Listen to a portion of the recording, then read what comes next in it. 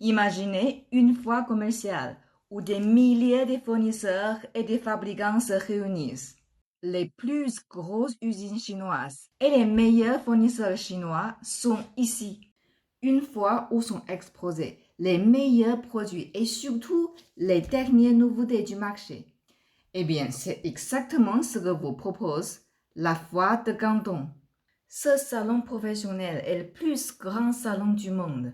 30 000 exposants, 180 terrains de foot d'exposition, 3 phases et 2 fois par an. Salut à tous les entrepreneurs francophones. Je m'appelle Xue, directrice des Pop Chinois Xue, qui aide les entreprises francophones à efficacement comprendre et communiquer avec leurs partenaires chinois. Ici en France, j'aide les dirigeants d'entreprises francophones à éviter les erreurs qui coûtent cher et à réussir en Chine. Dans cette vidéo, je vous livre 5 conseils pratiques pour profiter à 100% de votre première visite. Allez, c'est parti! Le premier, avant de réserver votre billet, vérifiez bien quelle phase correspond à vos produits.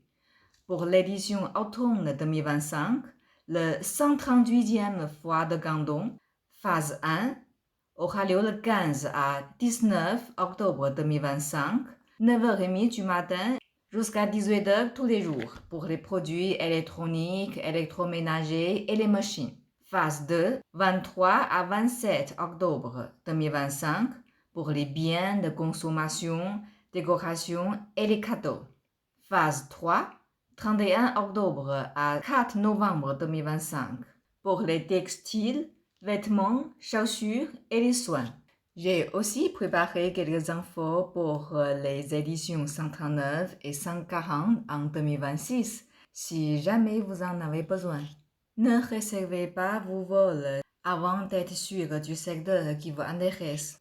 Pour le visa, jusqu'à 31 décembre 2025, les Français sont exempts de visa pour 30 jours, business ou tourisme.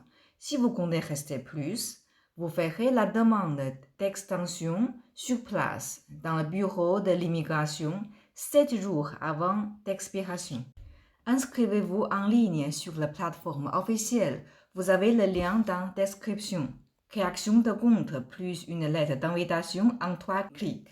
Téléchargez WeChat et complétez votre profil professionnel. En Chine, on échange d'abord les QR codes, pas des emails. Le deuxième, on met quoi dans la valise?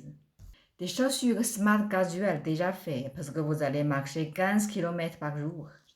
En avril, Guangzhou, il fait chaud et humide, entre 25 et 28 degrés, avec parfois des averses. En octobre, c'est encore plus chaud, entre 28 et 32 degrés, parfois même lourd et étouffant. Mon conseil, tenez compte de la climatisation forte dans les zones d'exposition.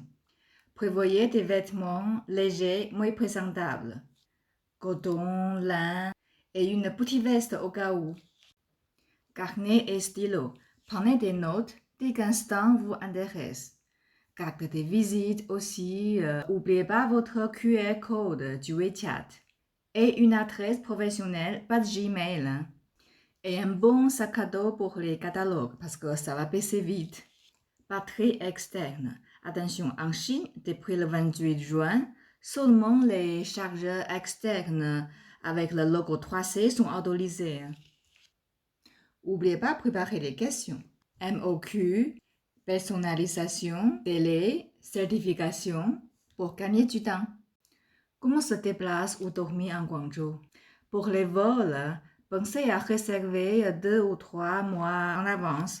Des Paris à Hong Kong plus TGV vers Guangzhou, en général, vous pouvez économiser facilement 400 €. Les hôtels. Il y a des hôtels offrent des cuisines, machines à laver et petit déjeuner pour 120 € si vous réservez tôt. Préférez dans les zones Tianhe ou Zhujiang Newtown. Restaurant, vie, navette, hôtel jusqu'à le salon. Sur la ligne 3 et ligne 5, c'est un très bon choix. C'est le cœur du quartier des affaires, moderne, pratique et bien connecté à la foire de Canton. La ligne 8, c'est la station Pazhou. C'est la station Pazhou où est l'exposition. Il y a aussi des hôtels collés ou parcs d'exposition, 500 à 700 € la nuit, quartier dessert. Il y a aussi des navettes, c'est la solution plus rapide et simple. Il y a aussi des Didi, c'est comme le l'Uber chinois, paiement WeChat. Il y a aussi des métros, mais normalement ça va prendre longtemps avec les correspondants. Le premier jour, on fait la reconnaissance, préparé pour la caméra à l'épaule et les allées immenses. Le premier jour, on survole, repérer les eaux, collecter les catalogues, noter les numéros de stand, repérer les toilettes, food court et les banques. Le soir, à l'hôtel, on fait le tri, garder 10 fournisseurs sérieux et jeter les pubs inutiles. Conseil pratique. Pensez à acheter quelques snacks à la vieille dans un supermarché ou dans un 7-Eleven. Bananes, pâtes de céréales et les bouteilles d'eau. Pourquoi? Parce que les filles d'attendre pour manger de la foire peuvent durer plus qu'une heure, surtout entre midi et 13 heures. Et honnêtement, la qualité de la nourriture sur place n'est pas toujours au rendez-vous. Et maintenant que vous avez fait vos repérages, il est le temps de passer à l'action. Revenez stand par stand, cette fois avec vos questions prêtes. Demandez clairement quel est le MOQ, est-ce qu'on peut personnaliser le produit, quel certificat avez-vous et les délais de production. Prenez une photo avec vos fournisseurs, vous deux ensemble. Comme ça, quand vous le recontactez plus tard sur le WeChat, il se souviendra tout de suite de vous. Surtout, notez tout. Le prix, impression. Sinon, je vous le garantis, dans 2 heures, vous allez tout oublier. Montrez que vous êtes un professionnel. Donnez votre carte de visite. Posez des questions précises. Ayez une attitude sérieuse. À la fin, je voudrais vous conseiller aussi, prenez votre temps à apprendre quelques phrases simples en chinois des affaires. Pas besoin de parler chinois couramment, non. Mais le fait de pouvoir dire quelques mots bien placés au bon moment pour changer complètement la relation. Cela crée de la confiance, de la sympathie et parfois ça ouvre des portes. On dit que si vous parlez à un homme dans une langue qu'il comprend, vous parlez à sa tête. Si vous voulez parler à sa langue, vous parlez à son cœur. Votre interlocuteur appréciera votre effort d'apprendre le chinois. C'est quelque chose d'important de la culture chinoise. Et les Chinois savent que la langue est difficile à apprendre pour les Occidentaux. Vous montrez ainsi que vous faites l'effort de comprendre la Chine, sa culture, ses traditions. Savoir parler chinois sera considéré comme une marque de respect et comme une volonté de votre part d'engager votre entreprise à long terme sur le marché chinois. C'est pour ça que je suis là pour vous aider. J'ai créé 2 petites formations simples et rapides, surtout efficaces, 100% adaptées les professionnels francophones pour vous montrer, expliquer et pratiquer les phrases clés en chinois des affaires sur mesure de votre business, les codes invisibles des relations professionnelles et les erreurs à éviter avant qu'il soit trop tard. Je sais, comprendre une langue, une culture, des habitudes, des façons de penser complètement différentes, ce n'est pas facile. Moi aussi, j'ai vécu ça. Même quand j'avais déjà appris des vocabulaires et de la grammaire, je ne comprenais toujours pas ce qu'ils disent les Européens. Pourquoi ils disent comme ça? Qu'est-ce qu'ils pensent vraiment? Et que surtout pourquoi? Après avoir vécu toutes ces années, petit à petit, tout devient plus clair.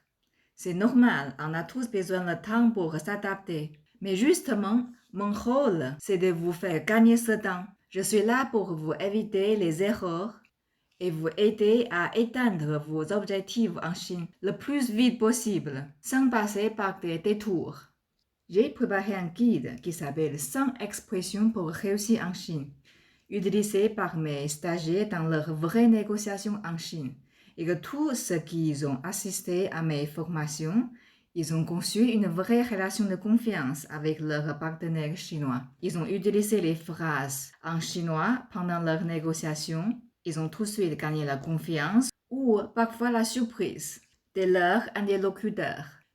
Ils ont compris les codes cachés de la culture business chinoise Ils ont été beaucoup plus à l'aise pendant la négociation et même ils ont réussi à négocier des conditions plus favorables pour leur entreprise. Allez, d'abord, cliquez sur le lien dans la description, téléchargez-le, c'est gratuit et dites-moi ce que vous en pensez. Bon courage avec la Chine, à bientôt!